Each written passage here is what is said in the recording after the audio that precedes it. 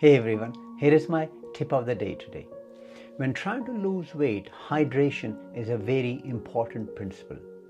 Drinking ample water every day not only reduces your appetite, but it also keeps your body tissue hydrated and healthy. Today, I want to tell you 3 important ingredients that you can add to your daily quota of the water.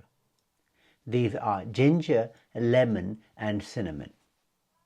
These 3 ingredients not only increase your metabolism, but they help you lose weight while you are keeping yourself hydrated by mixing them or infusing your water with them. Try to grate a little bit of the ginger, or take a slice of lemon, or take a cinnamon stick or cinnamon powder and mix your daily quota of water with these. Either one or a combination. Keep sipping it all day to lose weight.